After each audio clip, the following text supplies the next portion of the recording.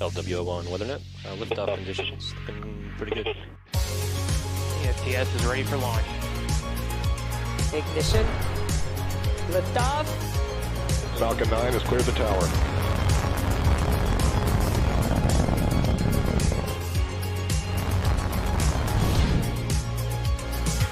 Ten, 9, 8, Side booster ignition. 6, 5, 4, 3, 2, 1.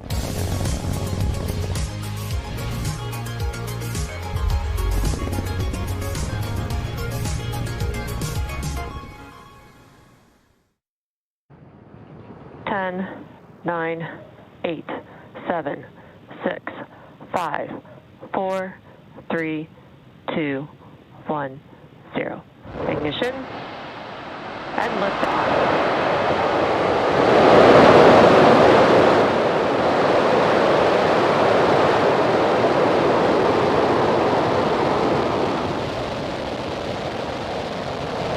Vehicle's pitching downrange.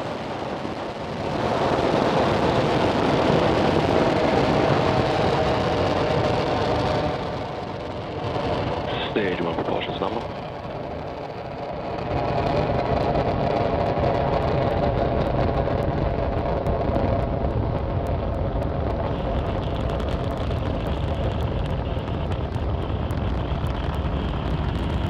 As you can see, Falcon 9 has successfully Telemetry nominal.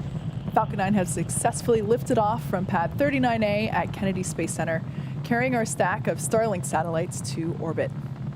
We're going to throttle the 9 Merlin engines down in preparation for max Q, Vehicle supersonic. or maximum aerodynamic pressure. This is the largest structural load that the vehicle will see during ascent, so slowing it down a little bit will help the vehicle pass through that short period.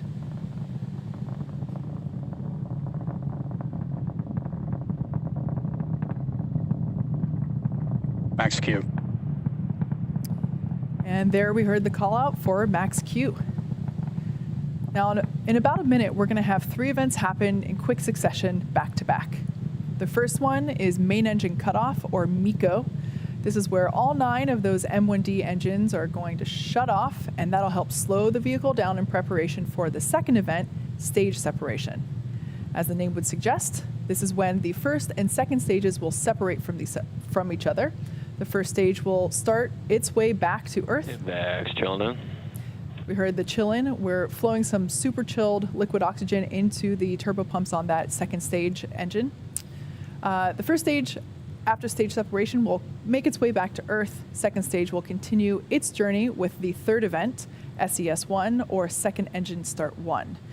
This is where MVAC will light up and begin to propel second stage along with the Starlink satellites into orbit. And main engine cutoff will be coming up in 10 seconds. And MECO. Stage separation confirmed. All right, and there on your screen, Ignition and throttle up complete. as the MVAC nozzle begins to develop that bright glow, we can see that all 3 events, like I said, quick succession. On the left-hand side of your screen, we have the first stage. In the background behind the first stage, I absolutely love this view. We got some night lights of the Space Coast behind it. The first stage is actually... Fairing separation confirmed. There we heard the call out for fairing sep, and we can see that stack of Starlink satellites there. Great views. Everything looks nominal there with our second stage. As it heads towards its targeted drop-off orbit, first stage is going to execute 2 burns in order to make its way back to Earth. If you look closely, you can still see the night lights of the Space Coast there in the upper left corner. The first of the 2 burns that first stage will execute is the entry burn, where 3 of the M1D engines will reignite. This will help to slow the stage down as it re-enters the upper part of the Earth's atmosphere. The second burn is the landing burn. This is a single engine burn that brings the vehicle speed Signal Bermuda. that brings the speed down rapidly in order to land on the drone ship. So there are both shots that we have on screen are actually both of the second stage. We can see the large plume on the left-hand side. Everything continues to look nominal. So there we can see that second stage vacuum engine. This engine will power the second stage to its targeted orbit. What you can't see on screen is the other end of the second stage, where the 60 Starlink satellites are stacked and awaiting deployment later on in our mission this morning.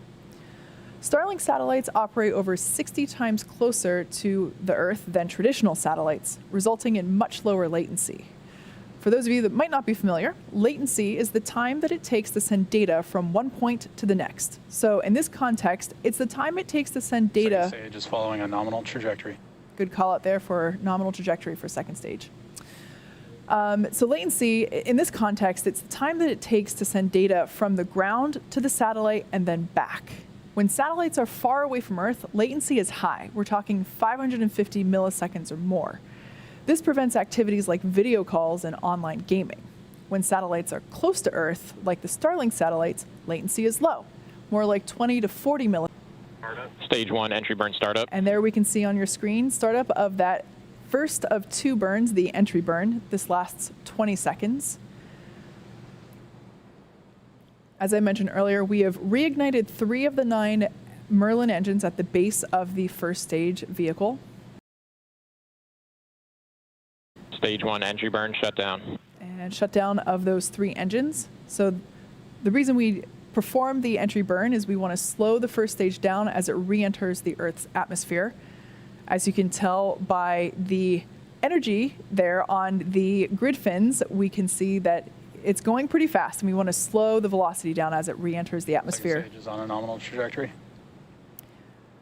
Heard the call out there that second stage is on a nominal trajectory. Stage 1 landing burn. So we heard the call out that the landing burn for stage 1 has begun. We can start to see the plume there on our drone ship cam on the left-hand side of your screen. Hopefully we'll be able to maintain video signal through landing. Stage 1 landing leg deploy. Okay, the landing legs are out. Terminal guidance.